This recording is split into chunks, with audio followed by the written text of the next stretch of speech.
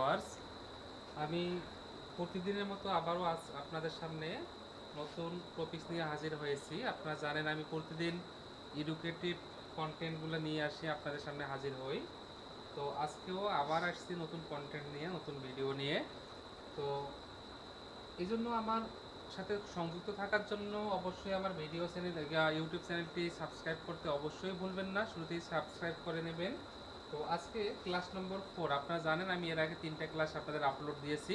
আজকে ক্লাস নম্বর 4 নাম্বার ক্লাসে আপনাদের সামনে আমি উপস্থিত হয়েছি। তো আজকে যে বিষয়টা নিয়ে আমরা আলোচনা করব সেটা হচ্ছে হ্যাভ টু অথবা হ্যাজ টুর ব্যবহার। আমরা কি করে বুঝবো হ্যাভ টু হ্যাজ টুর ব্যবহার? যদি কোনো বাংলা বাক্যে আমরা দেখতে পাই, সবসময় বাংলা বাক্যটা আমরা লক্ষ্য রাখবো, যেহেতু আমরা বাঙালি, বাংলা ভাষার মাধ্যমেই আমরা ইংরেজি শিখবো।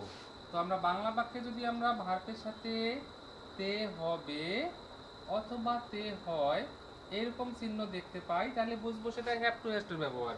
যদি হ্যাভ টু হ্যাজ টুর ব্যবহার হয়ে যায়, তাহলে আমরা ইংরেজি করব এই স্ট্রাকচার ফলো করে। প্রথমে আমরা কি বসাবো? সাবজেক্ট, তারপরে হ্যাভ টু অথবা হ্যাজ টু, তারপরে ভার্ব বসাবো।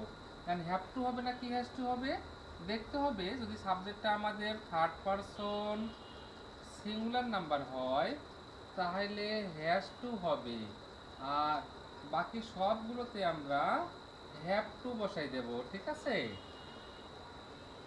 যেমন আমাকে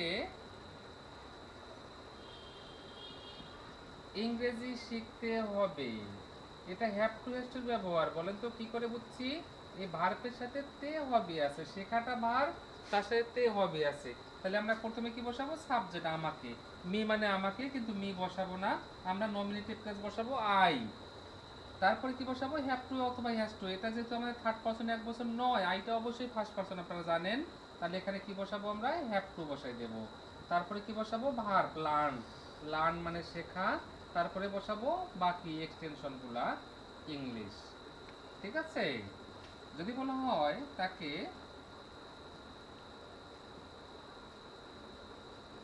ক্রিকেট খেলতে হয়, এটাও হ্যাভ টু হ্যাজ টুর ব্যবহার। বলেন তো কি করে বুঝছি? তে হয় আছে। তাহলে প্রথমে কি বসাবো? হিম, কিন্তু হিম বসাবো না, আমরা হি বসাবো নমিনেটিভ কেসটা। তারপরে হিটা যেহেতু থার্ড পারসন এক বছর, তাহলে হ্যাজ টু বসাইতে হবে, হি হ্যাজ টু। তারপরে ভার্ব বসাবো প্লে ক্রিকেট। তো আমি আশা করব আপনারা হ্যাভ টু হ্যাজ টু সম্পর্কে বুঝে গেছেন। যদি হ্যাভ টু হ্যাজ টু আপনারা বুঝে থাকেন, তাহলে হ্যাভ টুটা অটোমেটিক্যালি বুঝে যাবেন। ঠিক have to has tour past form হচ্ছে হ্যাড টু। হ্যাড টু আমরা দেখব বাংলা বাক্যে যদি কোনো বাংলা বাক্যে যদি তে হতো অথবা তে হয়েছিল এরকম চিহ্ন থাকে, তাহলে বুঝতে হবে সেটা হ্যাড টুর ব্যবহার। তাহলে ইংরেজি করার জন্য আমরা কি বসাবো? প্রথমে সাবজেক্ট বসাবো, তারপরে হ্যাড টু, তারপরে ভার্ব বসাই দেব। যেমন হ্যাড টু কিন্তু আমাদের একটাই, সেহেতু আমরা সকল বচন সকল পার্সনই বসাইতে পারবো। যেমন আমাকে ইংরেজি শিখতে হতো, তাহলে কি বসাবো? I had to learn English.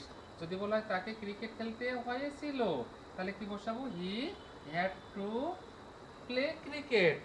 তো আমি আশা করবো আপনারা হ্যাভ টু হ্যাজ টু এবং হ্যাড টু অর্থাৎ ক্লাস নং 4 এই ক্লাস সম্পর্কে আপনারা ক্লিয়ার ধারণা পেয়ে গেছেন। তো আজকের জন্য এ পর্যন্তই। আমি আগামী দিনে আবার নতুন টপিক নিয়ে আপনাদের সামনে উপস্থিত হব। খোদা হাফেজ।